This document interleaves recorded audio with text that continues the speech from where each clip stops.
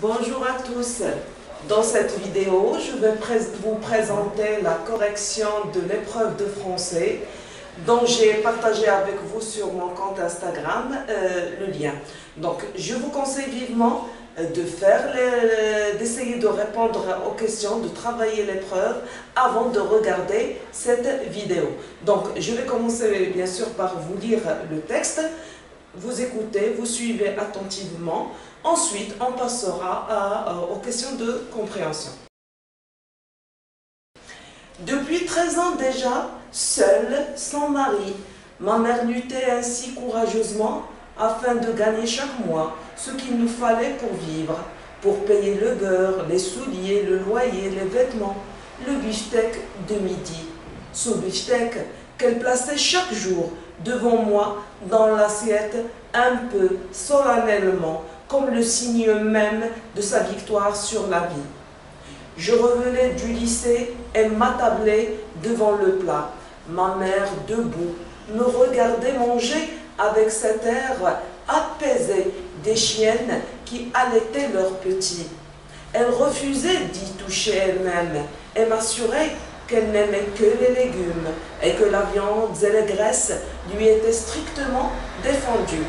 Un jour, quittant la table, j'allais à la cuisine boire un verre d'eau. Ma mère était assise sur un tabouret. Elle tenait sur ses genoux la poêle à frire où mon beefsteak avait été cuit. Elle en essuyait soigneusement le fond graisseux avec des morceaux de pain qu'elle mangeait ensuite avidement. Et malgré son geste rapide pour dissimuler la poêle sous la serviette, je sus soudain, dans un éclair, toute la vérité sur les raisons réelles de son régime végétarien. Je demeurai là un moment, immobile, pétrifié, regardant avec horreur la poêle mal cachée sous la serviette et le sourire inquiet, coupable de ma mère. Puis j'éclatai en sanglots et m'enfuis. Voilà le texte lu. Alors bien sûr, il contient des mots difficiles que vous devez expliquer au préalable avant de passer aux questions de compréhension. Et un conseil, un texte ne doit jamais être lu une seule fois. Il faut le lire 2, 3 fois même. 3 fois même, pourquoi pas 4 fois. Plus vous le lisez et plus vous le comprenez mieux. Donc la première question. C'est un tableau à compléter. Le titre de l'œuvre, c'est La promesse de l'aube. Le nom de l'auteur, c'est Romain Gary. L'édition, c'est Gallimard.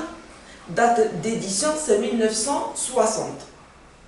Pour la deuxième question, relevez 2 indices montrant que le narrateur est lui-même le personnage principal. Donc dans ce texte, quels sont les indices qui nous permettent de dire que le narrateur, celui qui raconte, qui narre, est un personnage dans l'histoire? Et pas seulement un personnage, mais le personnage principal. Eh bien, nous avons 2 indices qu'on peut relever. Les 2 pronoms personnels, je et nous. Je, c'est le narrateur qui parle, il parle de lui-même. Et nous, lorsqu'il parle de sa mère et de lui-même. Donc, les indices qui montrent que le narrateur est un personnage dans l'histoire, on a les pronoms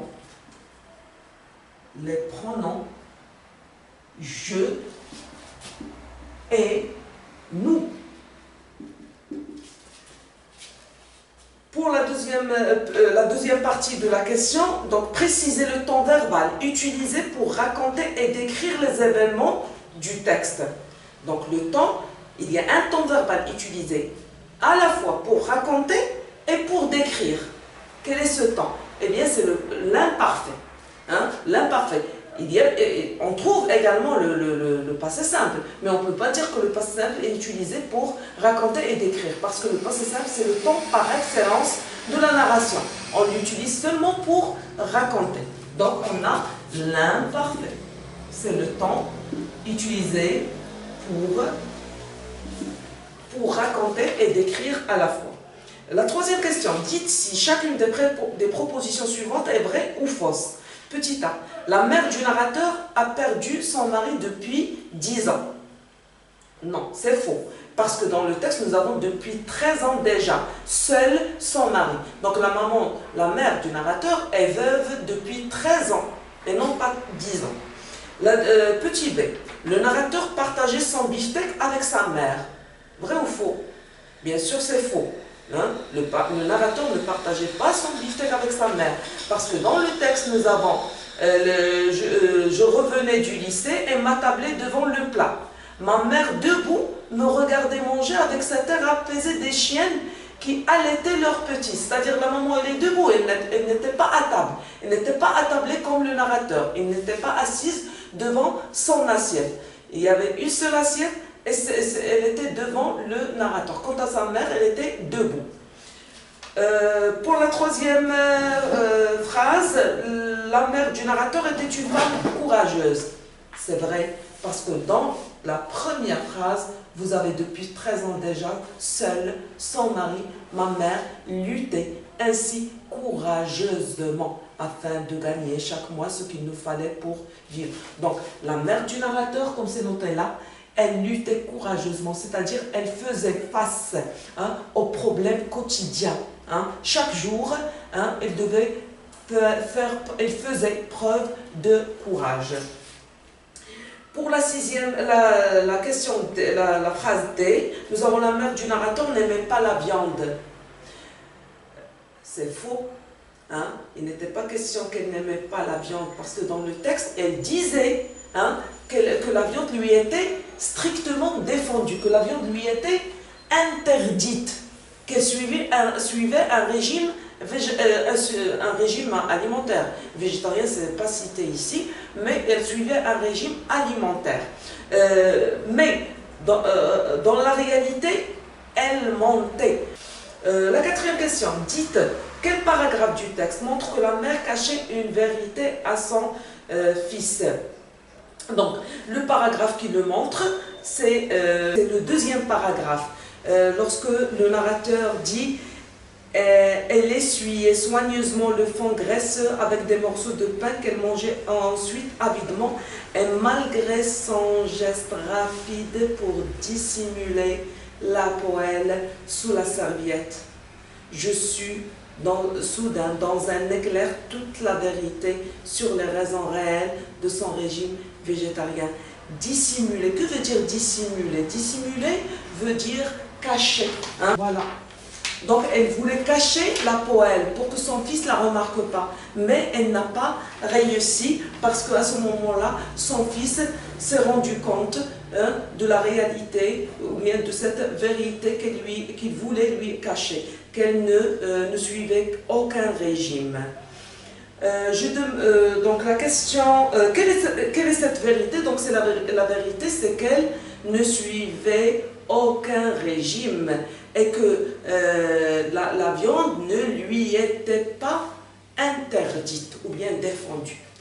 À partir la cinquième question, là, à partir du dernier paragraphe, complète le tableau ci-dessous en choisissant dans la liste suivante un sentiment éprouvé par le narrateur et un sentiment éprouvé par la mère. Là, on vous a proposé une série de sentiments, la haine, qui vient du verbe haïr, qui veut dire détester, l'inquiétude, qui vient de l'adjectif être inquiet, inquiet c'est avoir peur, le bonheur, c'est la joie, l'étonnement, être étonné, et la colère, être furieux, être en colère. Alors, parmi ces sentiments, quel est le sentiment éprouvé par le narrateur et le sentiment éprouvé par la mère? La haine, il n'est pas question de haine. Personne ne déteste, aucun d'eux ne déteste l'autre. La mère, au contraire, aimait son fils et c'était un sentiment partagé. Nous avons l'inquiétude, oui. Le bonheur, bien sûr, il y avait le bonheur au début du texte. La maman était heureuse de voir son fils manger son beefsteak. Elle était heureuse d'avoir réussi à assurer à son fils son repas consistant. Mais ici, faites attention, dans la question, on vous a dit à partir du dernier paragraphe. Il faut lire attentivement la question avant de répondre. Donc, il faut se limiter au dernier paragraphe. Donc, dans le dernier paragraphe, on découvre l'inquiétude de la mère et l'étonnement l'inquiétude de la mère et l'étonnement du narrateur. Voilà. Dans la dernière question, qu'est-ce qu'on vous demande? La mère du narrateur a été obligée de mentir. Pourquoi? Pourquoi la mère était obligée de mentir? La mère du narrateur était obligée de mentir parce que il n'avait pas les moyens d'acheter 2 beefsteaks. Dites en une ou deux phrases ce que vous pensez de son attitude. Alors, l'attitude de la maman, c'était quoi d'abord? Son attitude, c'était de mentir. Elle a menti en disant qu'elle suivait un régime alimentaire. Donc, elle voulait que son fils grandisse, devienne fort, solide, parce qu'il était encore jeune. Et qu'est-ce qu'elle faisait là? Elle se sacrifiait pour son fils. La maman, par son geste, elle faisait preuve de dévouement. C'est une mère qui n'est pas égoïste, qui ne pense pas à elle-même. Elle s'oublie, elle s'efface pour son fils. Donc, elle n'est pas égoïste, elle est plutôt altruiste. Altruiste, c'est le contraire de égoïste. Altruiste. Elle faisait preuve d'altruisme, de dévouement. Maman était dévouée. Elle se sacrifiait pour son fils. Elle se sacrifie pour son fils. Donc, par son attitude, on peut mettre, pour répondre à la question, par dévouement.